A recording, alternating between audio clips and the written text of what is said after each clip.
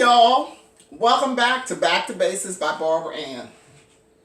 In this segment, we will be cooking beef short ribs, and there ain't nothing better. Woo, that's some good beef short ribs. So let's get to it. Right, we got our beef short ribs, and I like these. I don't like the, let me turn this off.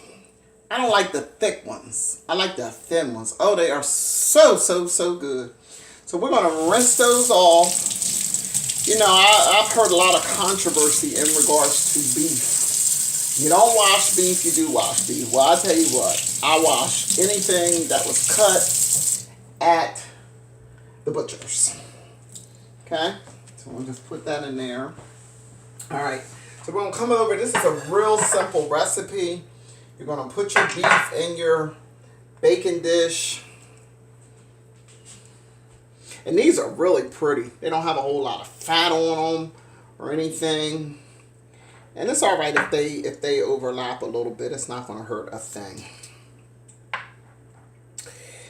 And we're just going to get those in there. Don't that look nice? Nice and organized. I'm an organized person in case you didn't grasp that yet. Now, I cut up some onion. And it's one medium onion.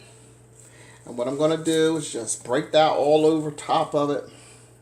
You know, some people might want a bell pepper over top of their steak. Because it tastes like steak. But I'm good with onion. I don't want nothing else. And you can add whatever you want. Carrots, whatever you want to add. But this is enough for me. I like to keep it simple. Okay, in this bowl, I have beef base. I cook with bases a lot.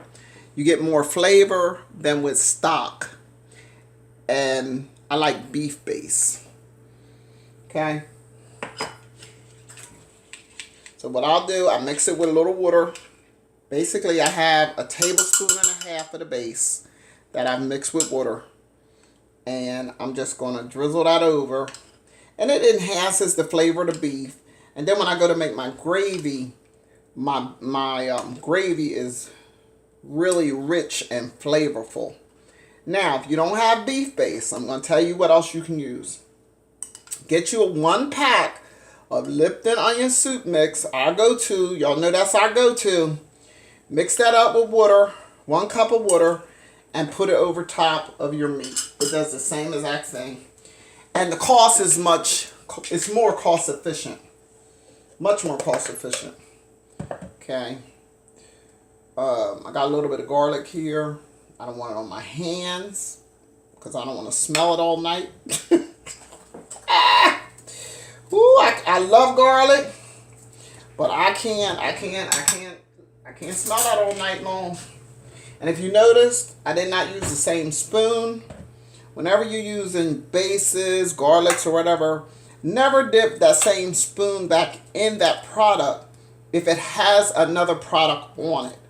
So you saw when I was mixing it all around, it had that. Then I'm going to actually sprinkle just a little bit of garlic on it, and you can season your meat to taste.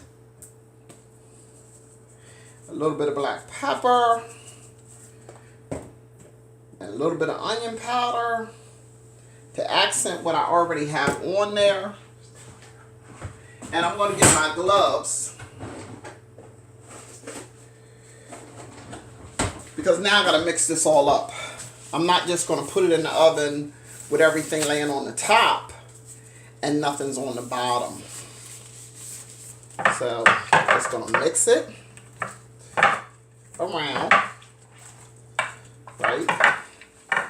So I said, dog, she had it layered right pretty. Now she got it all mixed up and messed up. Now you just relayer it. It's no biggie. So now I take and I layer them again.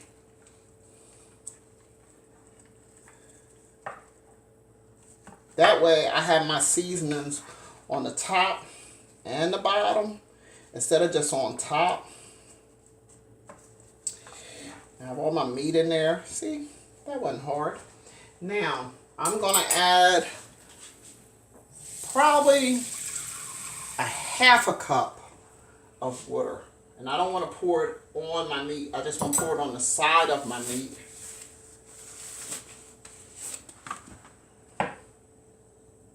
So it can get up under my meat. Because this beef is going to make its own liquid. And I'm going to cover that with foil. And it's going to cook approximately 45 minutes. And you want to cover that tight. You want to cover that really, really tight.